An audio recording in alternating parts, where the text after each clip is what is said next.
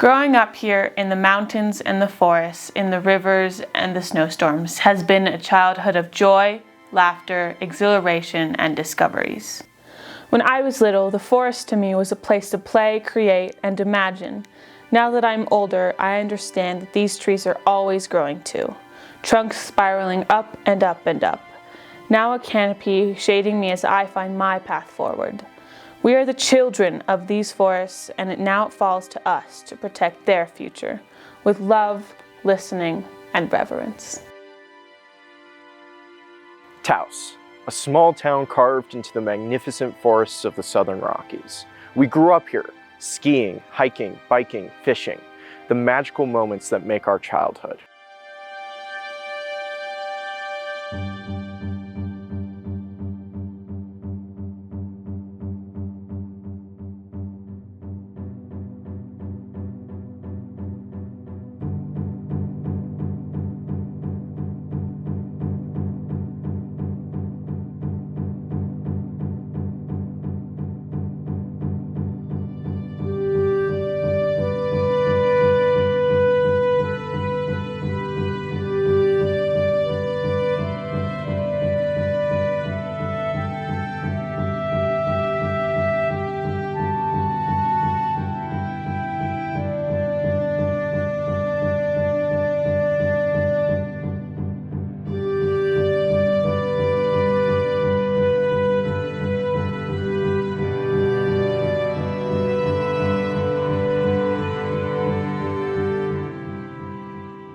Hi, I'm Carlos Miller, President of the True Kids One Youth Council, and we, the Youth Council, are concerned about the future of our forests, and by future I mean 15 years from now.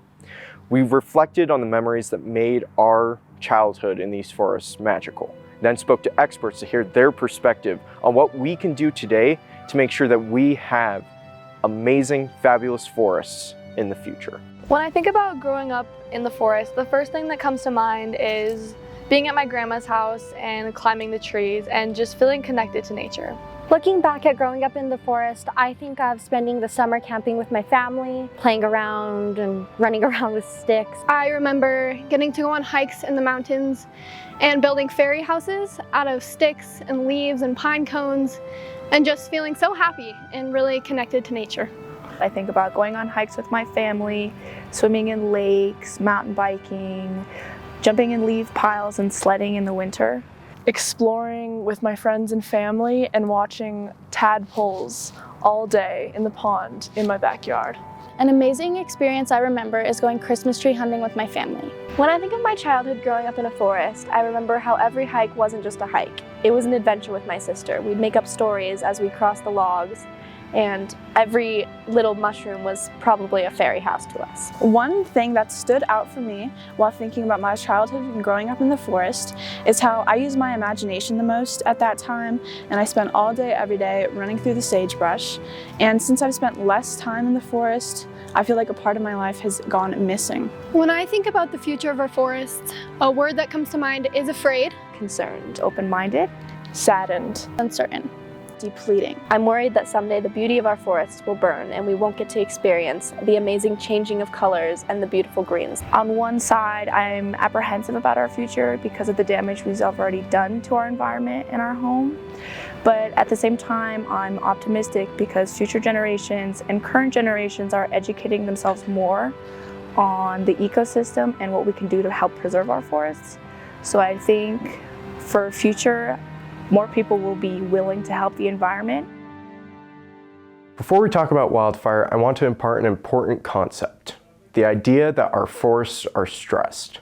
Our forests in New Mexico are stressed because of a historic drought coupled alongside fire suppression that has kept the understory with a lot of competition, a lot of straws in the drink, making a drought even worse because there's less resources for too many trees to take. Fire is sort of like precipitation. It can come in all shapes and sizes, and it can come at different times of the year, and it can come in different volumes and different intensities. So in our neck of the woods, historically, a lot of our forests were evolved to really want and need what we call low severity surface fire. That's fire that's usually started by a lightning strike and creeps along the ground And that's the kind of fire that maintains balance in that ecosystem, maintains a balance of types of plants, maintains the kinds of food that's available not just for mammals, but also insects and birds and everything in between. So in those same systems where low severity surface fire is the norm, if you have a really, really intense, really massive fire that nukes out the entire forest, suddenly those species that were evolved to a different flavor of fire don't really know where they fit into that new system. When I look at this forest, I can see the fire already. It's just waiting for the spark, if you will. I'd be lying to you if I told you I wasn't afraid of catastrophic standard replacing wildfire.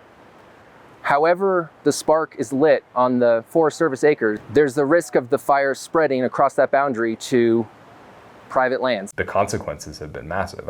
I think the way I describe it is we've created a massive time bomb, and we're having to very delicately dismantle it. Our mantra was incorrect, where fire has to be suppressed. And actually that's the condition that we're confronted with, which is the threat of mega fires. It is a different kind of fire that we're seeing on the landscape. One of the things that I have found working in these mega fire landscapes where these fires have been so catastrophic is that Mother Nature is super resilient, and there are a lot of things that happen after the fire in terms of watching the grasses come back, watching the shrubs sprout, watching the birds come in. You start seeing pieces of that landscape you can't see when it's covered with forest. In 1991, I was on a fire on the Boise National Forest. At that time, my boss told me, write this fire down. It's going to be the largest fire you've ever been on. It was 100,000 acres. Now, if you go walk areas of the Hermit's Peak Calf Canyon Scar this year, 12 months after that fire caused so much destruction and devastation on that side of the hill, it's just nothing but abundant wildflowers, resprouting aspens. There's a ton of wildlife in there.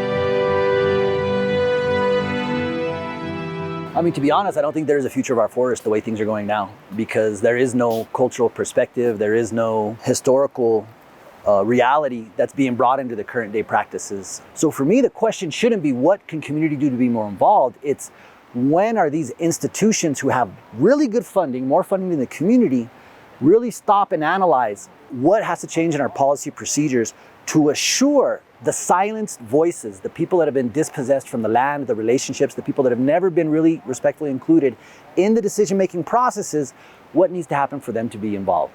I think the most important thing to think about the forests in the future is that we understand the complexity of forest health, and that we understand that it's imperative, like some of our speakers today said, to take action right now, even though we don't have all the science and we maybe don't have all the person power that we need to do the treatments. I hope that people can understand that they are part of the ecosystem and that they are able to live with fire and to build adapted fire communities to where when a fire comes, hey, great, there's a fire, and it just goes on through and everything's fine, or we have minimal loss of resources, whether it be soil, water, or timber. And it's going to take understanding, education. Humanity would not be here if it wasn't for fire. And we all love fireplaces in the winter. So it's not that it's something new, but it is a new relationship with it on the land to take care of the land. I'd like to move us away from thinking about landscapes in a static way thinking that there's a static, ideal condition, but adapt our land management so that we are thinking about the landscape as a dynamic thing so that it can be more resilient to these disturbances, which are a part of the ecology here. The irony in us trying to adapt to a new climate and to manage our forests in a way that our forests can adapt to a new climate also requires that we embrace fire as a tool. And there's a tremendous, very long ancient history of humans coexisting with fire. It's going to hurt a little bit to get the planet where it needs to be and our ecosystems where it needs to be, and build on the work that everybody has done up to this point and continue to carry it forward, because that's going to give you your water, that's going to give you your forests, that's going to give you your rangeland, and that's going to help your life in the long run.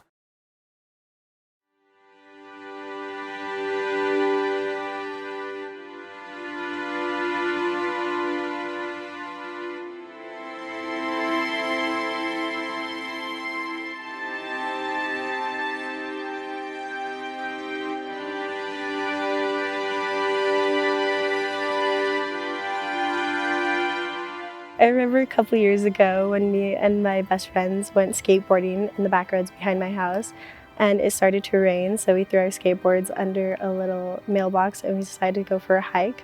We walked a couple miles back behind my house to the nearest mountains, and we just kept walking up until we could see the entirety of Taos, and it was really beautiful, and it was just a really great experience because we all got closer and it was a beautiful view.